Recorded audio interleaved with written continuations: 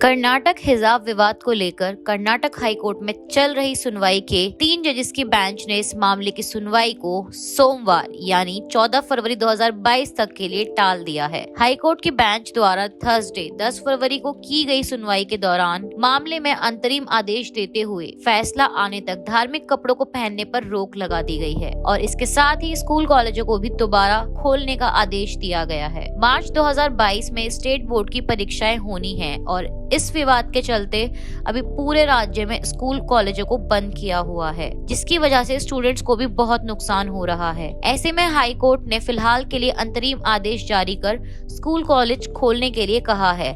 साथ ही इस मामले का निस्तारण होने तक स्टूडेंट्स को किसी भी प्रकार के धार्मिक कपड़े यानी स्कार्फ, गमछे पहनने की जिद ना करें और शांति और सद्भाव बनाने के लिए कहा है। इससे पहले गुरुवार की सुबह कर्नाटक हाईकोर्ट की चीफ जस्टिस ऋतुराज अवस्थी ने अपनी अध्यक्षता में जस्टिस कृष्णा एस दीक्षित और जस्टिस जे.एम. खाजी को शामिल करते हुए हाईकोर्ट की फुल बेंच यानी कि 3 जजेस की बेंच को तैयार किया था और वही मामले को लेकर सुप्रीम कोर्ट में भी याचिका दर्ज की गई थी, लेकिन सुप्रीम कोर्ट ने कर्नाटक हाईकोर्ट के फैसले का इंतजार करने को कहा था। सुनवाई के दौरान कोर्ट ने कहा कि हम इस मुद्दे पर विचार कर रहे हैं कि क्या हिजाब पहनना मौलिक अधिकारों के अंदर आता है और क्या रिलीजियस एक्टिविटीज के आधार पर हिजाब पहनना अनिवार्य है। इसके साथ ही हाई कोर्ट ने मीडिया को कही सुनी बातों पर रिपोर्ट न करने की भी हिदायत दी है।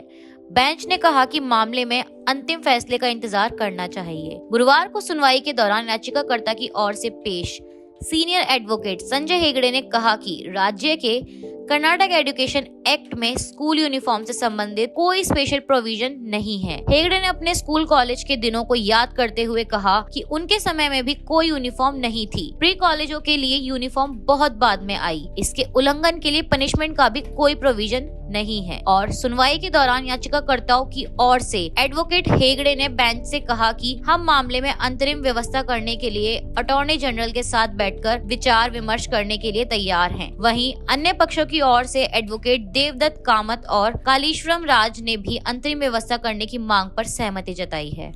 ऐसे ही और वीडियोस देखने के लिए सब्सक्राइब करें विजन को।